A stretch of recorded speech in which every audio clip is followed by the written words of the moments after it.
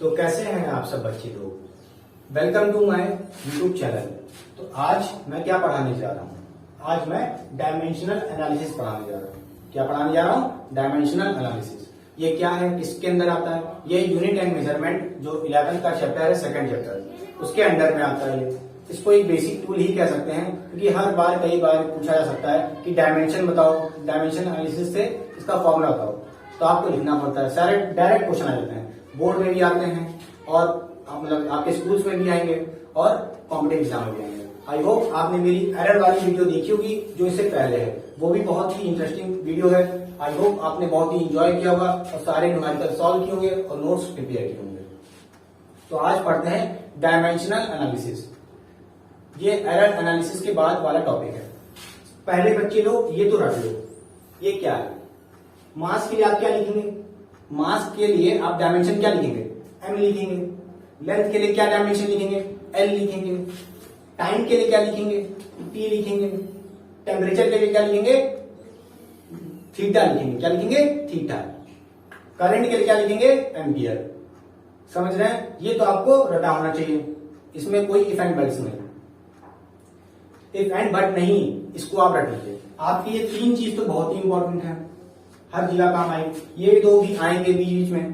तो सबसे पहले समझते हैं कि डायमेंशंस क्या होते हैं। डायमेंशंस होते हैं उसके बारे में, जैसे किसी भी शेप की बात करें, जैसे रेक्टेंगल है तो उसकी डायमेंशन क्या होती है? Length and breadth. स्क्वायर हो गया तो उसके इसमें क्या होता है? साइड होता है। समझ रहे हैं? अब आते हैं, पहला हेडिंग लगा लीजिए वेलोसिटी। इसमें आपको फॉर्मूला पता होना चाहिए, जिसकी भी आप डायमेंशन निकालने जा रहे हैं, जिस भी क्वांटिटी की आप डायमेंशन निकालने जा रहे हैं, उसका आपको फॉर्मूला पता होना चाहिए, तभी आप डायमेंशन निकाल पाएंगे। अब कई बच्चे ऐसे होंगे जिनको फॉर्मूला नहीं पता होंगे, उनके लिए न्यू होगा, स्ट्रेन का फॉर्मूला नहीं पता होगा, जो 10 से 11 में आ रहे हैं। बट जो ड्रॉपर्स हैं वो तो उनको तो समझ में आ रहा होगा, और जिन बच्चों को नहीं आ रहा है, जो बच्चे 10 से 11 में गए, वो बच्चे सीधे फॉर्मूला को याद करें एनालिसिस, ये आपको आगे मिलेंगे। अभी से याद करेंगे तो अच्छी बात है, और उसके डायमेंशन निकालिए। चलिए, तो सबसे पहले हेडिंग लगाइए वेलोसिटी। सबसे पहले हम निकालने जा रहे हैं वेलोसिटी का डायमेंशन। तो कैसे निकालते हैं देखते हैं आगे।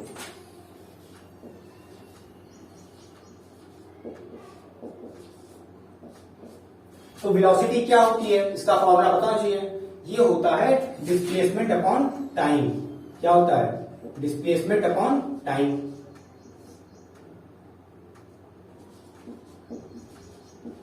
तो बताइए डिस्प्लेसमेंट क्या है? एक डिस्टेंस ही तो है।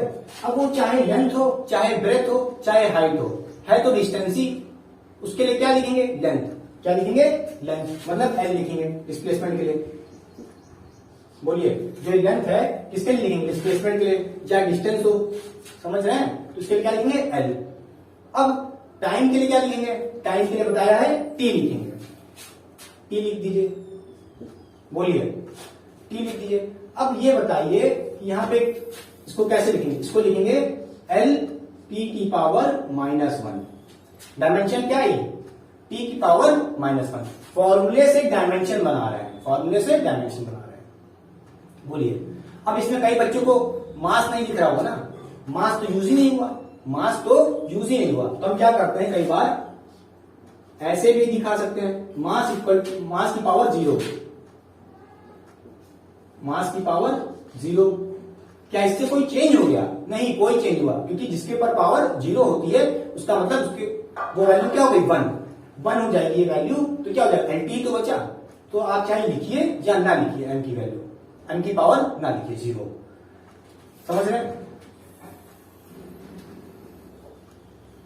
वो भी सही था, ये भी सही है। अब आते हैं क्या पढ़ने? एक्सेलरेशन। एक्सेलरेशन का डायमेंशन निकालते हैं। चलिए,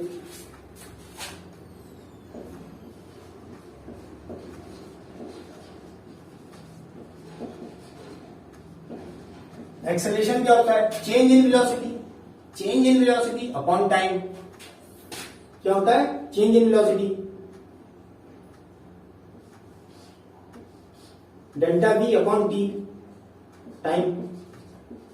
समझ रहे हैं? वेलोसिटी में चेंज, ये क्या है? Change in velocity. तो भाई वेलोसिटी का डायमेंशन रख दो, वेलोसिटी का डायमेंशन रख दो। वेलोसिटी का डायमेंशन क्या, वेलोसिटी का फॉर्मूला क्या होता है, डिस्प्लेसमेंट अपॉन टाइम। क्या होता है, डिस्प्लेसमेंट अपॉन टाइम। होता है कि नहीं होता है, डिस्प्लेसमेंट अपॉन टाइम v की जगह रखिए, और एक टाइम पहले से नीचे था उसको भी इनटू में रहेगा। बोलिए, वेलोसिटी की जगह रख दिया डिस्प्लेसमेंट अपॉन टाइम, एक टाइम तो पहले से नीचे था, तो अभी डायमेंशन क्या हो जाएगी भाई, डिस्प्लेसमेंट की होती है l, रख दिए t, टाइम इंटू टाइम मतलब t स्क्वायर, क्या हो जाएगा t स्क्वायर। भाई टाइम t स्क्वायर क्या हो जाएगा, इसकी जगह क्या रखोगे t रखोगे, इसकी जगह भी t रखोगे तो क्या हो जाएगा t स्क्वायर हो जाएगा। बोलिए, क्लियर हो रहा है। अब इसकी जगह क्या लिखोगे, आप इसकी जगह क्या लिख सकते हो, इसकी जगह लिख सकते हो l t की पावर -2, क्या लिख सकते हो l t की पावर -2। तो चाहो तो m लगा लो, m की पावर 0, नहीं भी लगाओ तो भी आंसर सही है। बोलिए, अब पढ़ते हैं थर्ड। थर्ड क्या होगा, थर्ड हम पढ़ने जा रहे हैं मोमेंटम। क्या निकालने जा रहे हैं, मोमेंटम। कई बच्चों ने पढ़ा होगा 10th में मोमेंटम का फॉर्मूला क्या होता है, P इक्वल टू mv। क्या होता है, P इक्वल टू mv।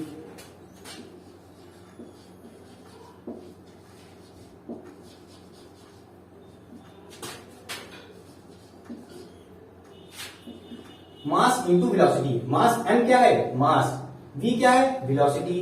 तो मास का लिए क्या लिखेंगे, m लिख दिया, वेलोसिटी के लिए क्या लिखेंगे, वेलोसिटी के लिए अब बार बार वेलोसिटी को ऐसे नहीं चेंज करेंगे, डिस्प्लेसमेंट अपॉन टाइम दिखाए बार बार। अब सीधे याद कर लीजिए कितना होता है, l t की पावर -1। समझ रहे हैं, या तो आप यहां लिख लीजिएगा वेलोसिटी की जगह क्या, डिस्प्लेसमेंट अपॉन टाइम, और डिस्प्लेसमेंट का कितना होता है l, और t का होता है t। तो नीचे ऊपर आएगा, तो ऊपर से नीचे से ऊपर आएगा तो क्या हो जाएगा -t की पावर 1। बोलिए, अब ये हो गया इसका डायमेंशन। अब देखिए यहां पे m की पावर मैंने नहीं लिखी है, 1 m की पावर नहीं लिखी है। आप चाहे तो लिख सकते हैं 1, लिख लीजिए, चाहे तो आप यहां पे भी लिख सकते हैं 1, और चाहे तो यहां पे भी लिख सकते हैं। भाई कुछ वेरिएबल लिखा है उसकी पावर कितनी होती है 1, अगर कुछ ना लिखा हो तो क्या होती है 1, तो आप यहां पे भी चाहें तो 1 लिख सकते हैं। बोलिए, समझ रहे हैं, अगर 2 लिखा होगा तो लिखना जरूरी है। बोलिए, क्या क्लियर हो गया। अब आगे बढ़ते हैं फोर्स पे। क्या निकालना है मुझे, फोर्स। तो फोर्स का फॉर्मूला क्या होता है, मास इंटू एक्सेलरेशन। क्या होता है, मास इंटू एक्सेलरेशन। फोर्स का फॉर्मूला क्या होता है, फोर्स का फॉर्मूला होता है मास इंटू एक्सेलरेशन। मास के लिए क्या लिखेंगे, m लिखेंगे, एक्सेलरेशन के लिए क्या लिखेंगे, एक्सेलरेशन के लिए क्या लिखेंगे, l t की पावर -2। बोलिए, तो क्या हो जाएगा, m l t की पावर -2। चाहे तो आप l पे भी 1 लगा सकते हैं, l पे भी 1 लगा सकते हैं, और चाहे तो ना लगाइए, सिर्फ m l लिख दीजिए, बात वही है, मार्क्स नहीं कटेंगे। बोलिए, अब आते हैं फिफ्थ क्वांटिटी पे। फिफ्थ क्वांटिटी है प्रेशर। फिफ्थ क्वांटिटी क्या है, प्रेशर। फिफ्थ क्वांटिटी है प्रेशर। प्रेशर का फॉर्मूला होता है मास अपॉन एरिया, सॉरी क्या होता है, फोर्स अपॉन एरिया। प्रेशर का फॉर्मूला क्या होता है, फोर्स अपॉन एरिया। फोर्स क्या है, ml t की पावर -2, ml t की पावर -2। बोलिए, ml t की पावर -2। एरिया का क्या होता है, हाँ एरिया क्या होता है, लेंथ इंटू ब्रेथ। भाई दोनों तो डिस्टेंस है, लेंथ भी है, एरिया के लिए क्या लिख सकते हैं, लेंथ इंटू ब्रेथ। ये भी लेंथ है, ये भी लेंथ है, क्यों, क्योंकि दोनों तो डिस्टेंस है। तो इसके लिए क्या लिखेंगे, एल स्क्वायर। भाई इसके लिए एल लिखोगे, इसके लिए एल लिखोगे तो क्या हो जाएगा, एल स्क्वायर। क्या हो जाएगा, एल स्क्वायर लिख दिए। बोलिए, एरिया के लिए क्या लिख दिए, एल स्क्वायर। ऐसे ही वॉल्यूम के लिए होता तो क्या लिखते हैं, वॉल्यूम क्या होता है, length into breadth into height. तो क्या लिखते हैं, एल क्यूब लिखते हैं। बोलिए, तीनों तो क्या है, डिस्टेंस, तो क्या लिखते हैं उसके लिए, उसके लिए डायमेंशन क्या लिखते हैं वॉल्यूम के लिए, एल क्यूब। आपको क्लियर हो रहा है। बोलिए, अब इसकी जगह, अब इसको थोड़ा सॉल्व करिए। एम में तो कोई नीचे है नहीं, सीधे दे दिए एम को।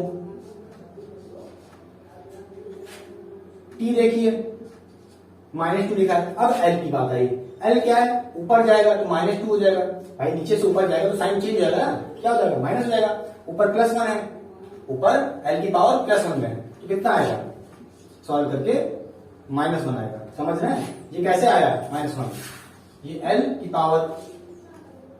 पावर 1 जो ऊपर लिखी है जो, और नीचे वाली ऊपर गई, एल की पावर -2, तो इसको सॉल्व करो क्या आएगा, इसको सॉल्व करोगे तो ये आएगा। बोलिए, अब आते हैं अपनी सिक्स्थ क्वांटिटी,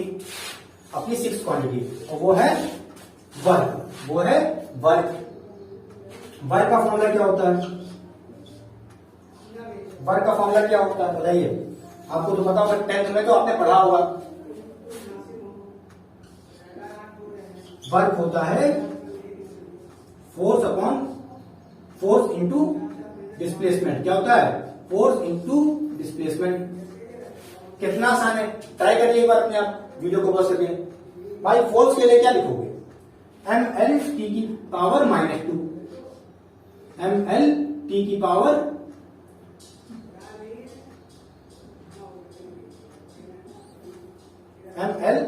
पावर -2। बोलिए, फोर्स के लिए क्या लिखेंगे, ml t की पावर -2 इंटू डिस्प्लेसमेंट। डिस्प्लेसमेंट के लिए क्या होता है बताइए, भाई फोर्स का देख लो ना, यहां से ये है, अब तक तो याद हो गया होगा आपको, इतनी बार मैं बोल रहा हूं, अब तक तो याद हो गया होगा। फोर्स रख दिए ये इंटू डिस्प्लेसमेंट। डिस्प्लेसमेंट क्या लिए थे, एल होता है, डिस्प्लेसमेंट मतलब डिस्टेंस ही है, एल हो जाएगा, लिख दिया। अब क्या बन जाएगा, देखिए ये हो जाएगा ml स्क्वायर t की पावर -2। बोलिए, ये एल क्या हो जाएंगे, एल स्क्वायर हो जाएंगे, टी तो वैसे ही रहेगा, एम भी वैसे ही रहेगा। अब चाहे तो आप एम में 1 लगा सकते हैं, ना लगाएंगे पावर, ऐसे भी सही है, तो यहां पे भी लगाना चाहेंगे लगाएंगे, ना लगाएंगे तब भी सही है। बोलिए, क्या क्लियर हो रहा है। अब आते हैं अपनी 7th क्वांटिटी, जो है मोमेंट ऑफ इनर्शिया। बोलिए, इतना हो गया। अब आते हैं अपनी 7th क्वांटिटी पे, जो है मोमेंट ऑफ इनर्शिया। अब कई बच्चों ने मोमेंट ऑफ इनर्शिया नहीं पढ़ा होगा 10th के, तो उनको नहीं क्लियर हो गया होगा, मगर जो ड्रॉपर्स उनको उसका फॉर्मूला पता हो वो ट्राई करें, वीडियो को पॉज करके ड्रॉपर बच्चे जो 11th से 12th के चले गए या ड्रॉप करके पढ़ रहे हैं, नीट की तैयारी कर रहे हैं, तो ट्राई करें। क्या होता है इसका फॉर्मूला, मास इंटू डिस्टेंस का स्क्वायर, मास इंटू डी का स्क्वायर मतलब डिस्टेंस का स्क्वायर, ये होता है फॉर्मूला। तो मास के लिए क्या लिखेंगे, m लिखेंगे, डी स्क्वायर मतलब एल स्क्वायर। बोलिए, तो क्या हो जाएगा, ml स्क्वायर, m पे 1 लगा लीजिए पावर में। बोलिए, क्या क्लियर हो गया। तो अब मूव करते हैं अपनी 8th क्वांटिटी पे। 8th क्वांटिटी क्या मैं रब कर दूं, इसे कॉपी कर लीजिए, वीडियो को पॉज करके, मैं रब कर रहा हूं।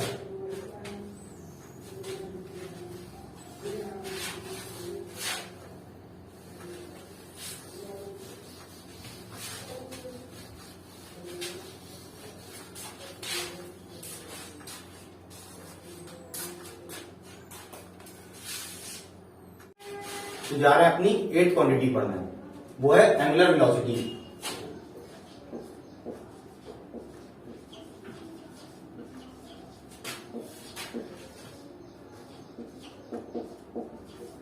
इसका फॉर्मूला होता है, इसको डिनोट से करते हैं ओमेगा से। क्या डिनोट करते हैं, ओमेगा। क्या होता है इसका फॉर्मूला, ये होता है v/r। क्या होता है, v/r। ये v क्या है, वेलोसिटी, r क्या है, रेडियस, किसी सर्कल का या कर्व पास का रेडियस। वेलोसिटी का क्या होता है, डायमेंशन, l t की पावर -1। l क्या है, रेडियस, रेडियस क्या है, डिस्टेंस, तो इसका भी क्या लिखेंगे, l, तो आ जाएगा t की पावर -1। बोलिए, आप चाहे तो आगे लिख सकते हैं m की पावर 0, l की पावर 0, मगर लिखने का कोई फायदा नहीं है, ऐसे भी सही है वैसे भी सही है। अब आते हैं अपनी 9th क्वांटिटी, ये है एंगुलर मोमेंटम।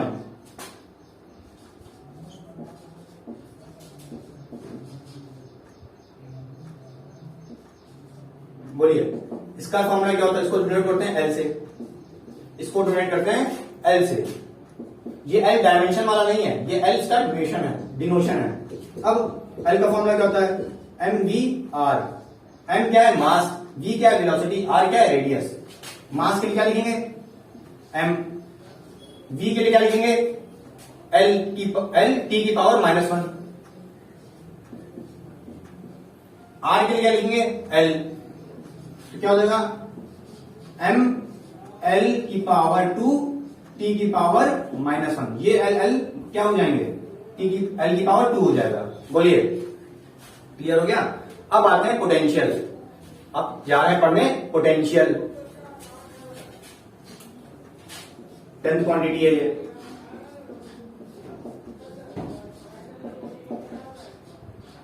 पोटेंशियल का फॉर्मूला क्या है, पोटेंशियल का फॉर्मूला क्या होता है, W by Q. W by Q.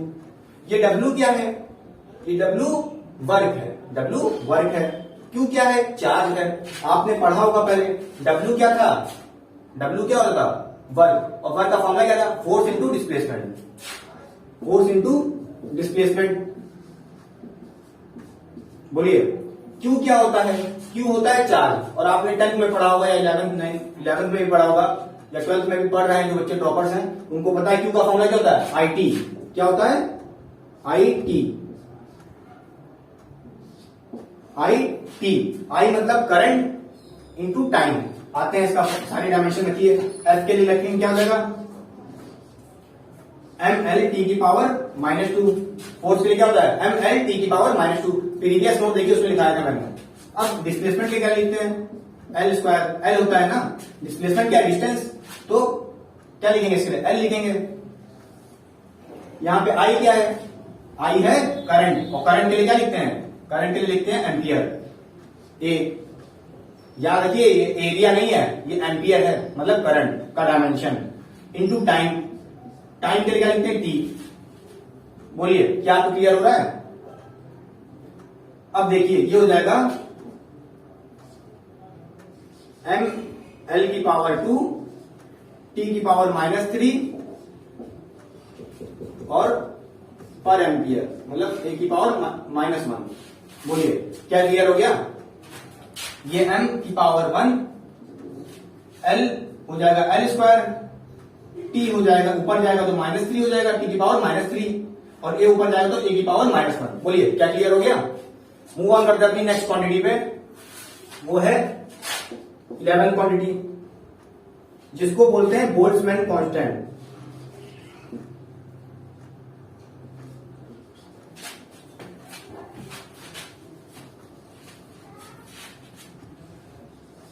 Boltzmann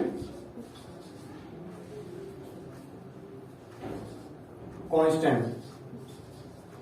अब ध्यान से सुनिए, इसको किससे दिखाते हैं, के से। इसको किससे दिखाते हैं, के से डिनोट करते हैं। अब कई बच्चे तो नहीं पढ़े होंगे 10th वाले, बोल्ट्जमैन कांस्टेंट क्या होता है, मगर जो ड्रॉपर्स या 12th में वो पढ़ के गए होंगे तो ट्राई करें। और जो बच्चे नहीं पढ़े हैं, फॉर्मूले को रटें और डायमेंशन बनाएं। फॉर्मूला क्या होता है, ये होता है पीवी।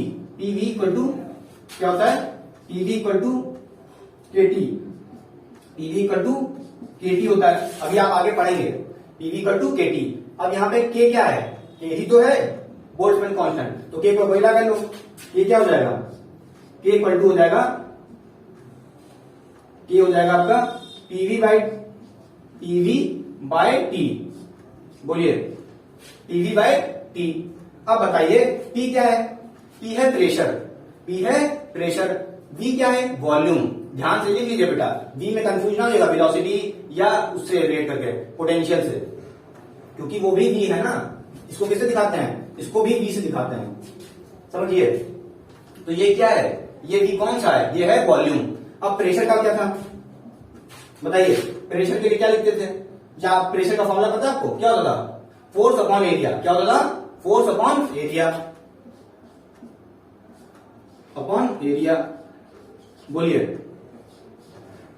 यही होता था भाई। पी का फॉर्मूला क्या होता था, force upon area into we.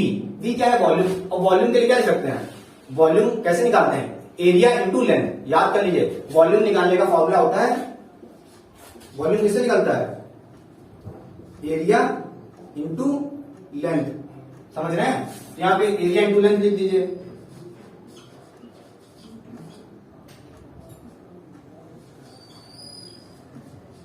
बोलिए क्लियर हो गया। अब अपॉन में टी है, अपॉन में टी है, बोलिए ये एरिया कट जाएगा, क्या हो जाएगा, फोर्स इंटू लेंथ अपॉन में टी।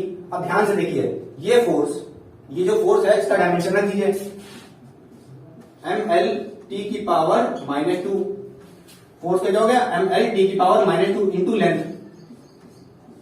बोलिए अपॉन में क्या हो जाएगा, एक टी और है, तो इसका डायमेंशन क्या आएगा टोटल, के का डायमेंशन क्या आएगा, के का डायमेंशन आएगा एम एल स्क्वायर टी की पावर -2।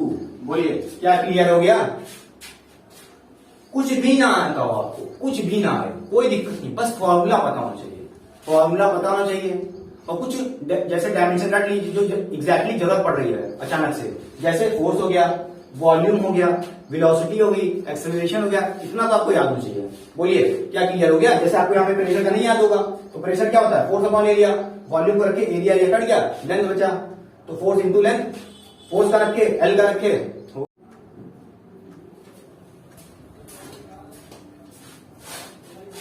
तो आपने देखा बोल्ट्जमैन कांस्टेंट के पी बाय वी था, पीवी बाय टी था, तो आपने ऐसे डायमेंशन का निकाल लिया। बोलिए क्लियर हो गया। अब मूव ऑन करते हैं नेक्स्ट क्वांटिटी पे। वो नेक्स्ट क्वांटिटी है प्लैंक्स कांस्टेंट। क्या है, प्लैंक्स कांस्टेंट।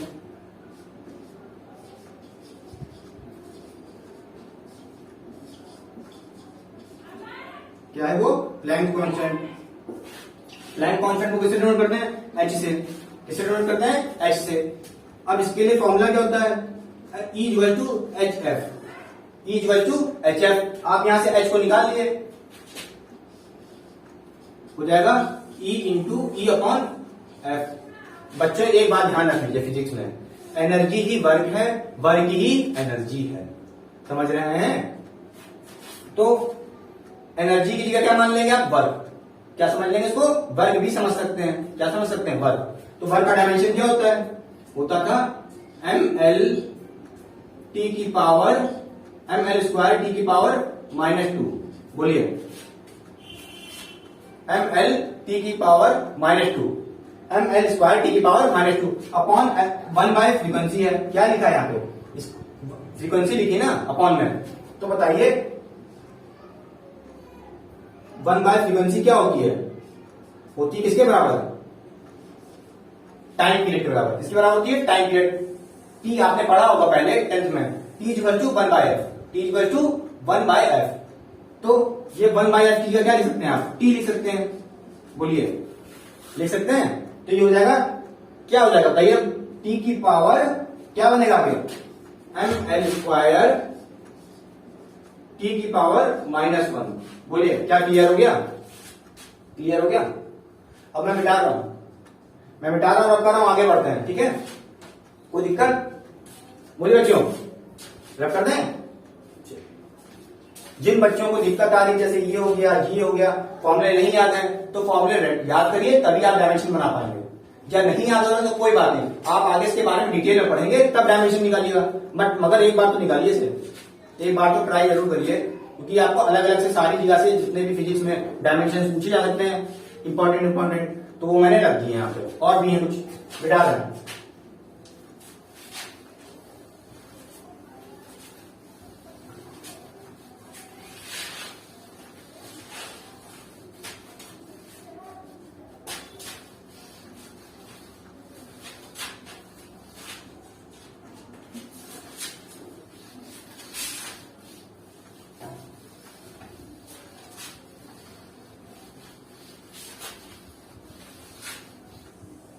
अब पढ़ने जा रहे हैं, क्या पढ़ने जा रहे हैं, अब पढ़ने जा रहे हैं स्ट्रेस।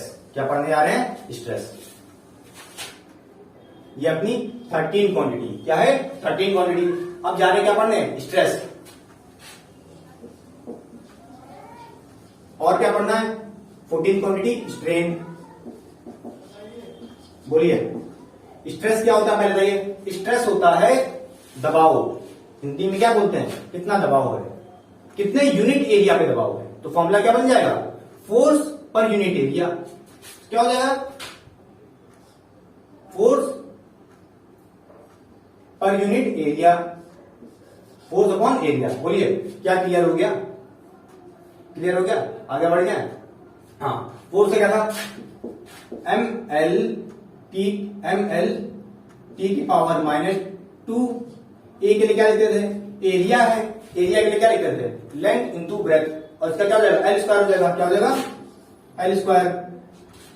ये कैसे सॉल्व करेंगे? हो जाएगा एम एल की पावर -1, एम एल की पावर -1, टी की पावर -2। क्या आप लोग को दिक्कत तो नहीं होगी सॉल्व करने में? ये ऊपर जाएगा, समझिए, ये ऊपर जाएगा -2 हो जाएगा और +1 है तो ये आ जाएगा। आगे बढ़े। स्ट्रेन क्या होता है? स्ट्रेन होता है कितना खिंचाव, कितना खिंचाव। ये होता है डेल्टा एल अपॉन एल, मतलब ओरिजिनल लेंथ में कितना खिंचाव हुआ। जैसे आपके पास कोई मार्कर है, इसमें से मैंने खींच दिया फोर्स लगा के, तो इतना खींच गया, तो क्या रखते हैं? ये डेल्टा एल जो आपने खींचा, ये डेल्टा एल अपॉन एल, ये होता है फॉर्मूला। तो एल सेम क्वांटिटी है, एल सेम क्वांटिटी है, तो इसके लिए भी एल लिखेंगे, इसके लिए भी एल लिखेंगे, ये जाएगा कट। इसका मतलब है क्या? अभी तक जितने डायमेंशन आपने निकाले सबके सब डायमेंशन दे रहे थे, सबके सब डायमेंशन दे रहे थे, बट स्ट्रेन एक ऐसी क्वांटिटी आई जो डायमेंशन नहीं दे रही। तो क्या है ये है डायमेंशनलेस क्वांटिटी बच्चों। क्या है ये? Dimensionless quantity. तो ऐसी क्वांटिटी जिनका रेशियो सेम हो, जिनकी क्वांटिटी का रेशियो सेम हो, जैसे L by L, volume upon volume हो जाएगा कभी, तो क्या हो जाएगा? सारे डायमेंशन कट जाएंगे, तो डायमेंशन कितना आ जाएगा? 0। अच्छा, किसी क्वांटिटी का डायमेंशन 0 आ जाए तो उसको कैसे दिखाते हैं? उसको दिखाते हैं ऐसे। इस केस में कैसे दिखाएंगे? L की पावर 0। इसका मतलब ये है कि स्ट्रेन एक डायमेंशन लेस क्वांटिटी है, इसके पास कोई डायमेंशन नहीं। बोलिए बच्चों, क्या क्लियर हो रहा है? अब आते हैं, समझते हैं कि व्हाट इज डायमेंशनलेस क्वांटिटीज। क्या होती है डायमेंशनलेस क्वांटिटीज? डायमेंशनलेस क्वांटिटीज वो क्वांटिटीज होती है जिनका रेशियो सेम हो, ताकि वो वैल्यूज कट जाए और उनका डायमेंशन 0 हो जाए। तो हेडिंग लगा लीजिए, डायमेंशनलेस क्वांटिटी।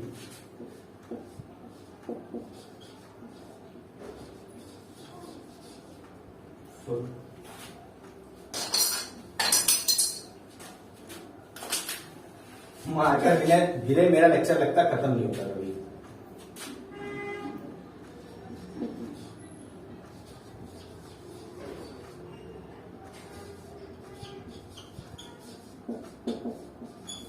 क्या होती है? द रेशियो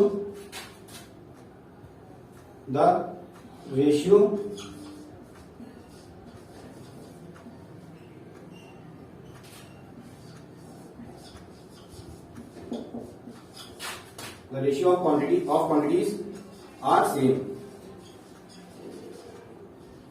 बोलिए, the ratio of their quantities are same. The ratio of quantities are same. अगर सेम क्वांटिटीज होंगी तो उनका डायमेंशन क्या आ जाएगा? 0.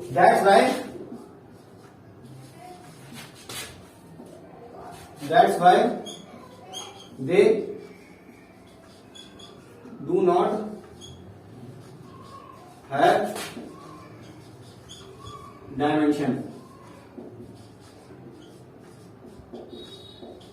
बोलिए, क्या कोई दिक्कत? They do not have dimension. Clear हो गया? अब इसके एग्जांपल पढ़ लेते जल्दी से। इसके एग्जांपल्स क्या हो जाएंगे? Refractive index. क्या हो जाएगा? Refractive index. और क्या हो जाएगा? Specific gravity. बोलिए, और क्या हो जाएगा? एंगल हो जाएगा या सॉलिड एंगल। कुछ चीजें आपके लिए नहीं होंगी, उसको एक्सप्लेन करने का कोई फायदा नहीं है यहाँ पे। आगे आपको अच्छे से पढ़ना ही है, तो एग्जांपल बस याद करिए। और क्या हो जाएगा? मेन तो भूल ही गए आप। क्या? जिससे आपको पता चला कि डायमेंशनलेस क्वांटिटीज क्या होती हैं। ये क्या हो गया? ये स्ट्रेन तो लिखिए सबसे पहले।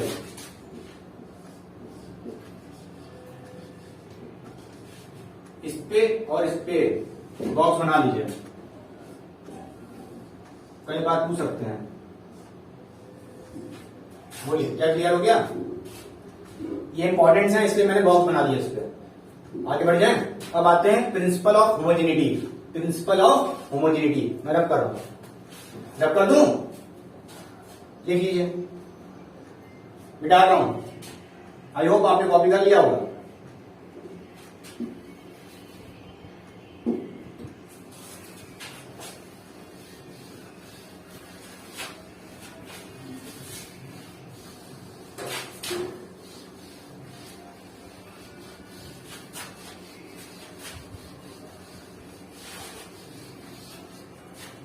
तो हेडिंग लगा लीजिए प्रिंसिपल ऑफ होमोजेनिटी।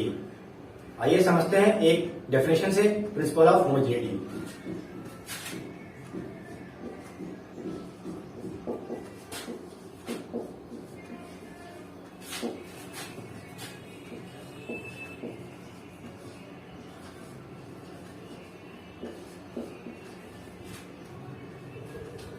बोलिए, तो क्या होता है प्रिंसिपल ऑफ होमोजेनिटी? ये एक समझिए लॉ क्या है, यह रूल है, कह सकते हैं कि ये बताता है, it explains that only those physical quantities can be added और subtracted which have same dimension. बोलिए क्या क्लियर हुआ? क्या बताता है? It explain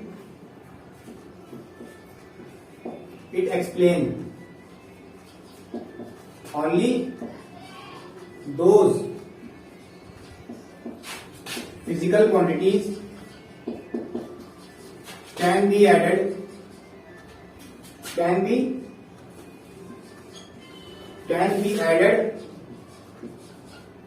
or subtracted. Only those physical quantities can be added or subtracted which have same dimension,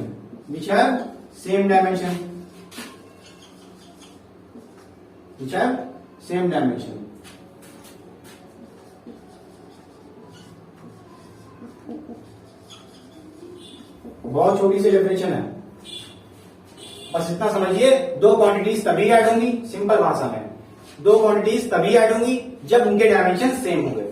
मगर आपने याद करिए, इससे पहले जब क्वेश्चंस कर रहे थे, जब आप जैसे ये लिख रहे थे तो आप इंटू कर देते थे।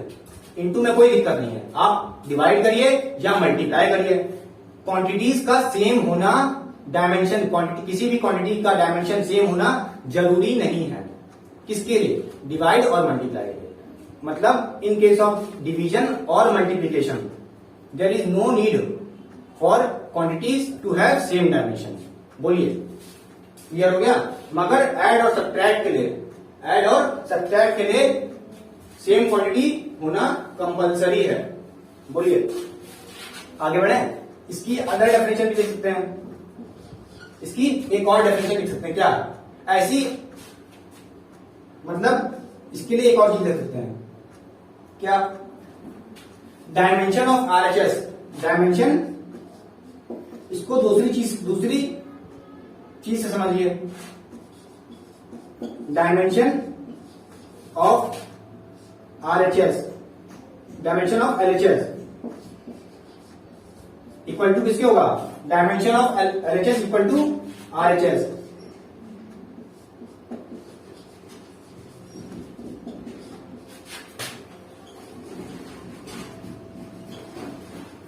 बोलिए, चाहे तो इससे समझिए, ये भी वही कह रहा है। अगर जैसे अभी आपको फील कराएंगे, इसका मतलब क्या है? जैसे आपके पास कोई क्वांटिटी है B equal to C plus 80, इसका मतलब यह है कि जो B का डायमेंशन होगा, ये क्या बता रहा है?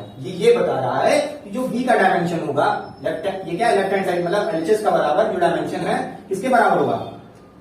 RHS के डायमेंशन के बराबर। मतलब आप इसको जब सॉल्व करेंगे तो क्या डायमेंशन आएगा? B का डायमेंशन ही आ जाएगा। मतलब इसका डायमेंशन और इस पूरी क्वांटिटी का डायमेंशन क्या आएगा? सेम आएगा। क्या आपको क्लियर हुआ? इसका मतलब dimension of LHS equal to dimension of RHS। पहली डेफिनेशन क्या कह रही है? पहली डेफिनेशन ये कह रही है कि केवल वही क्वांटिटीज ऐड और सब्ट्रैक्ट होंगी जिनका डायमेंशन सेम है। मेरे साथ याद करिए, it explains only those physical quantities can be added और subtracted which have same dimension. Clear? But एक नोट लिख लीजिए, चाहे तो एक नोट लिख लीजिए। वो नोट क्या है? Note, there is no need, there is no need for a dimension, for a quantity, for quantity to have same dimension.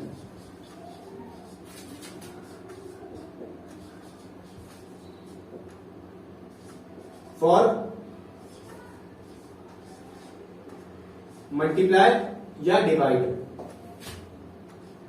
बोलिए, किसी भी दो क्वांटिटीज को ऐड कर रहे हो तो डायमेंशन सेम होना चाहिए, और एक क्वांटिटी को किसी दूसरी क्वांटिटी से मल्टीप्लाई कर रहे हो उस केस में डायमेंशन सेम नहीं होना चाहिए। सेम नहीं भी हो सकता है और हो भी सकता है, समझ रहे हैं? मतलब कंपलसरी नहीं है कि कोई दो क्वांटिटीज तभी मल्टीप्लाई और डिवाइड होंगी जब उनके डायमेंशन सेम होंगे। क्लियर? आई होप आपको क्लियर हो गया होगा। मैं रब कर दूं? रब कर दूं? समझ रहे हैं? बोलिए बोलिए बोलिए। जैसे आपने पढ़ा था, यहां पे एक एग्जांपल लेते हैं डिवाइड वाला भी। जैसे आपने पढ़ा था कि फोर्स क्या होता था? Mass into acceleration. अब मास के लिए क्या लिखते थे? एम लिखते थे। बोलिए, और ए के क्या लिखते थे? टी की पावर -1। तो क्या था? एम एल टी की पावर -1। देखिए क्वांटिटीज सॉल्व हो गई। तो जैसा कि आप देख पा रहे हैं, फोर्स का फॉर्मूला क्या है? Mass into acceleration. मास का डायमेंशन अलग है, एम होता है। ए का डायमेंशन क्या होता है? एल टी की पावर -1। तो दोनों के डायमेंशन मल्टीप्लाई हो गए। समझ रहे हैं? मतलब मल्टीप्लाई कर सकते हैं, जबकि इनके इसका डायमेंशन अलग था, इसका डायमेंशन अलग था। मगर ऐड और सब्ट्रैक्ट के केस में डायमेंशन सेम होना चाहिए। अगर ये सी वाली क्वांटिटी इस एटी वाली क्वांटिटी से कब ऐड होगी? जब इनके डायमेंशन सेम होंगे। समझ रहे हैं? कोई दो क्वांटिटीज कब ऐड होंगी? जब उनके डायमेंशन सेम होंगे। बोलिए, जैसे सी 80 से कब ऐड होगा? जब सी का डायमेंशन और 80 का डायमेंशन, ए का नहीं ना ही टी का, 80 का डायमेंशन सेम होगा। बोलिए बोलिए, क्लियर हुआ? एक चीज और है, जब आप सी को ऐड करेंगे 80 से, दोनों इन सबका डायमेंशन किसके बराबर होना चाहिए? सी बी के बराबर। आई होप आपको क्लियर हो गया होगा। इससे ज्यादा क्या ही चाहिए? बोलिए, मैं मिटा रहा हूं, रब कर। आई होप आपने कॉपी कर लिया होगा। I am going to dub fast. तो बच्चा लोग, आप लोग एंजॉय कर रहे हैं कि नहीं कर रहे हैं? अब आते हैं, मैं एक चीज बताने जा रहा था आपको।